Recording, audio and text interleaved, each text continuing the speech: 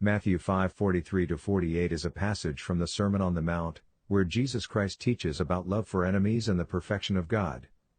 This passage, part of the Gospel of Matthew in the New Testament, challenges traditional views of love and retaliation by advocating for an unconditional love that extends even to one's adversaries. Here is a reflection on the passage. Embracing radical love. Matthew 5:43-48 represents one of the most radical and counterintuitive teachings of Jesus.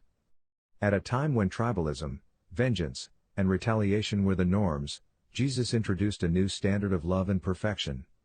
"You have heard that it was said, 'Love your neighbor and hate your enemy.' But I tell you, love your enemies and pray for those who persecute you."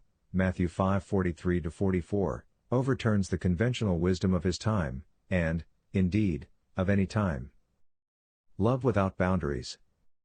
The command to love one's enemies goes beyond mere tolerance or avoidance of retaliation. It calls for active goodwill towards those who wish us harm.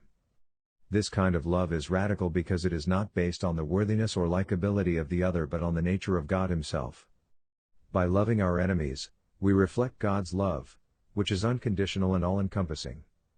"That you may be children of your Father in heaven. He causes His sun to rise on the evil and the good, and sends rain on the righteous and the unrighteous." Matthew 5:45. The passage suggests that the indiscriminate love of God for all His creations is a model for us to emulate. Perfection through love. The passage concludes with a call to be perfect, as the Heavenly Father is perfect, Matthew 5:48. This perfection is often misunderstood as moral flawlessness, but in the context of Jesus' teaching, it refers to the completeness or wholeness of love. It is about reaching the full potential of love that humans are capable of, loving without condition, limitation, or discrimination. Practical implications. The implications of this teaching are profound for personal ethics, community life, and global relations. It challenges us to reconsider our attitudes towards those we disagree with or consider our enemies.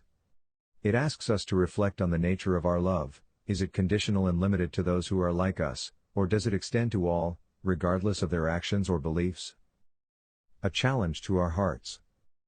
Matthew 5:43-48 invites us into a radical transformation of the heart. It challenges us to grow in love, to extend kindness and prayers even to those who oppose us, and to reflect the perfect love of God in our imperfect world. This passage is a reminder that the journey towards spiritual maturity and the likeness of God is marked by our capacity to love unconditionally and inclusively. In reflection, this passage does not just call for a superficial change in behavior but for a deep, heart-level transformation that aligns with the very nature of God. It is a lifelong journey that requires grace, mercy, and a continual openness to the transforming power of God's love.